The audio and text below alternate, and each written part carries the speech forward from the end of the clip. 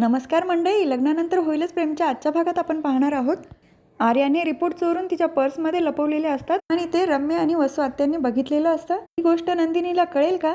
चला पुढे बघूया. सर्वात आधी पार्थ काव्याला श्रीखंड खाऊ घालत असतो. काका म्हणतात, अरे त्यामध्ये कुठला दागिना आहे तो काढून तरी घे आधी. त्यामध्ये अंगठी निघते. हे काय ग?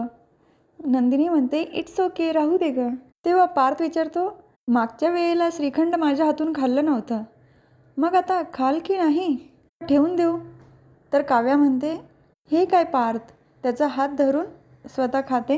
सगळे टाळ्या वाजवतात.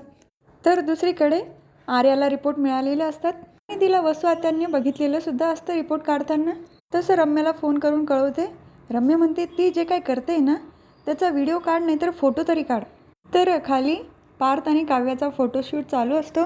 बरेच वेगवेगळे पोज देतात दोघं पण आणि छान फोटोसुद्धा काढलेले असतात. तर वसू आत्यांनी आर्याचा व्हिडिओ काढलेला असतो. आर्या म्हणते, खूप झालं आता रामायण, आता महाभारत घडणार. रोगसीचे कॉन्ट्रॅक्ट पेपरच नसले नंदिनीकडे तर ती कसं सिद्ध करणार? हे बाळ तिचं आहे म्हणून. बाळाची आई नंदिनी का? आता बघते तिच्याकडे. तर पार्थ पटकन काव्याजवळ बसतो. चला चला सुरू करा. मानिनी काकू म्हणतात, तुझं काय हे मध्येच? तुझं काय म्हणजे काय? माझी बायको आहे आणि होणारं बाळ पण आमच्या दोघांचं आहे ना, मी पण बसणार. तेव्हा पण विक्रम काकांना सांगतो, मग मी पण बसणार. हां. विक्रम काका म्हणतात, हो बस बस, हां तू पण बस. नंदिनी सांगते, आता एक गंमत आहे, तीच आपली नेहमीची. विक्रम काका म्हणतात, अच्छा ते कोंबडा का कोंबडी ते का? ते म्हणतो, बाबा. मानिनी काकू म्हणतात, अहो हे काय म्हणताय, कोंबडा की कोंबडी? मुलगा होणार की मुलगी याचा खेळ येतो. नंदिनी सांगते, काव्य आता 2 वाट्यांवर 2 पान ठेवले आणि एक कुठलं तरी पान उचलून ओळखायचे, लाडू की जिलबी? तेव्हा म्हणतो, जिलबी असेल म्हणजे लक्ष्मी होईल. लाडू ओळखला तर? पार्थ पटकन बोलतो, बेबो म्हणजे मुलगा होईल. आता काकू म्हणतात, जावाई बापू तुमची जी इच्छा आहे ना तेच होणार. तर काव्या पार्थला सांगते पान उचलायला. अहो हा मान तुमचं आहे, मी कसं काय उचलणार? जीवा पण म्हणतो, चला ना पटापट पटापट ओळखा. तर नंदिनी काव्याला विचारते, गेस करून झालं? त्या म्हणते हो आणि इशारा करून पार्थला सांगते. पार्थ जेव्हा पान उचलतो त्यामध्ये लाडू निघतो. तर खूप खुश होतो आणि सगळे टाळ्या वाजवतात. विक्रम काका म्हणतात, मला वाटलं जिलबी काढेल. अगं आपल्याकडे मुलगी हवी ना.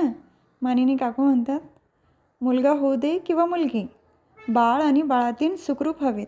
नंतर पार्थ काव्याला लाडू भरवतो आणि काकू विचारतात, अगं नंदिनी आर्या कुठे आहे? ती पण काव्याला गोड खाऊ घालेल ना. तर नंदिनी आर्याला बघण्यासाठी काव्याच्या रूममध्ये जाते आणि रम्या वसू आत्यांना इशारा करून खाली बोलावून घेते. रम्या विचारते, काय करत होती ग ती? कपाटातनं कसली तरी फाईल काढली तिने. नंदिनी काव्याच्या रूममध्ये बघते तर आर्या तिथे नसते. नंतर तिच्या रूममध्ये जाणार असते. वसू आत्या म्हणतात, बघ आर्या आता पकडली जाईल.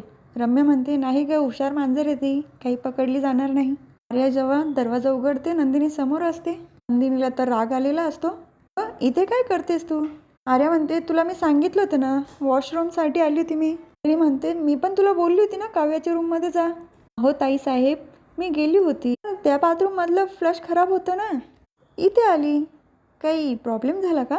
नाही ग, असं काही नाही, पण खाली सगळे तुझी वाट बघताय ना काव्याला गोड खाऊ घालण्यासाठी. हो हो, चल चल, लगेच आली. आर्या खाली निघून जाते आणि नंदिनीला थोडा डाऊट आलेला असतो. मी फाईल तर बघितली नसेल ना. चावी घेते, कपाट खोलते, फाईल बघते. तिला डाऊट येतो की पेपर एकदा बघितला पाहिजे. पेपर बघणार तेवढ्यात मानिनी काकू तिला आवाज देतात आणि नंदिनी खाली जाते निघून. प्रेक्षकांनो, इथे एकदा नंदिनीने फाईल उघडून बघायला पाहिजे होती ना, लगेच लक्षात आलं असतं आर्याने पेपर गायब केलाय म्हणून. पण असो, सिरियल लांबवायची म्हटल्यानंतर ह्या सगळ्या गोष्टी तर येणारच ना.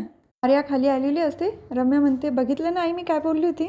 सो आत्या म्हणतात, तू बोलली होती ना हुशार मांजर आहे, काहीतरी हुशारकी केली असेल. तर आर्या कॉन्ट्रॅक्ट पेपर तिच्या पर्समध्ये ठेवत असते आणि पेपर ठेवताना रम्या आणि वसू आत्यांनी तिला बघितलेले असते. बघ बघ, कसला तरी पेपर पर्समध्ये ठेवते. तर मानिनी काकू आर्याला आवाज देतात, अगं आर्या इकडे आहे ना, केव्हाची कुठे होती तू? काव्याला गोड भरव काहीतरी. तर आर्या काव्याजवळ येते आणि जिलबी खाऊ घालते काव्याला, पार्थला पण खाऊ घालते. मनात विचार करते की हा मौका आहे, जीवाला मी स्वतःच्या हाताने गोड खाऊ घालेल. ती शारदा काकू मोठे डोळे करून बघत बसेल माझ्याकडे, म्हणून ती सर्वात आधी मानिनी काकूंना जिलबी खाऊ घालते. आई, तुम्ही आता आजी होणार आहात ना, मग तुम्हाला पण गोड खाऊ घातलं पाहिजे.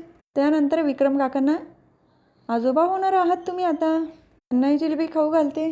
जन्मजे जिलेबी खाशील ना? तर नंदिनी शारदा काकू रागानेच बघत असतात तिच्याकडे. हा म्हणतो, तुला कसं कळलं? मला हेच करायचं आहे. त्याला असं वाटतं की तिलाच खाऊ घालणार की काय. हातातनं जिलेबी घेतो आणि नंदिनीला खाऊ घालायची मला.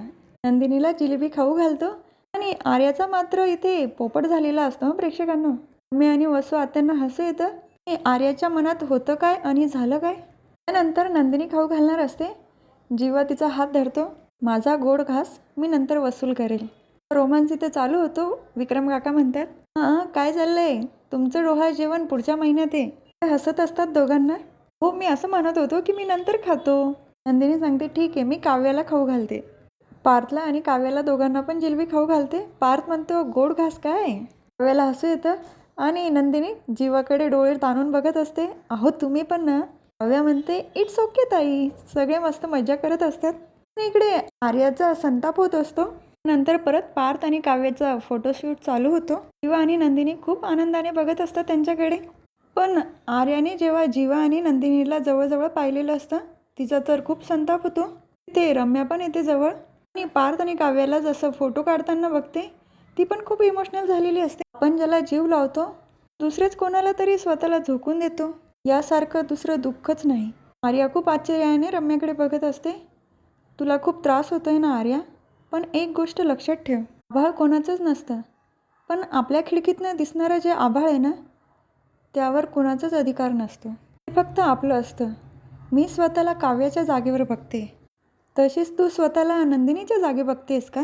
तर आर्या काहीच बोलत नाही. रम्या परत विचारते, सांग ना तू स्वतःला नंदिनीच्या जागी बघतेस का? आर्या तिथून निघून जाते. मी हसूनच म्हणते, म्हणजे चला खडा अगदी योग्य जागेवर लागलाय. तर रम्याचं काही कळत नाही हां प्रेक्षकांनो. घडीत ती इमोशनल पण होते आणि मध्येच हसायला पण लागते. नेमकं चाललंय का हिचं? तर पार्थ आणि काव्याला फोटो काढताना बघून पण रम्याचा खूप संताप होत असतो. हा भाग इथेच संपतो. पुढील भागात बघायला मिळतं की दादा काकू म्हणतात, डिलिव्हरी कधी होईल माहीत नाही पण परीक्षा कधी आहे. तेवढ्यात तिथे गुरुजी आलेले असतात. 16 ऑगस्ट. सगळेच गुरुजींकडे आश्चर्याने बघतात. काळजी घ्या, 16 ऑगस्ट हा दिवस 16 डिसेंबरसारखाच वादळी असणार आहे. ते वादळी वारे बहुधा आदल्या रात्रीपासूनच सुरू होतील. तर जीवा नंदिनी पण एकमेकांकडे बघतात आणि काव्या पार्थ देखील. तर हा भाग इथेच संपतो. उद्याचा भाग पण इंटरेस्टिंग असणार आहे प्रेक्षकांनो. उद्या पुन्हा भेटूया पुढच्या व्हिडिओमध्ये. आजचा व्हिडिओ आवडला असल्यास नक्की सबस्क्राईब करा. प्लीज बेल आयकॉन दाबायला विसरू नका.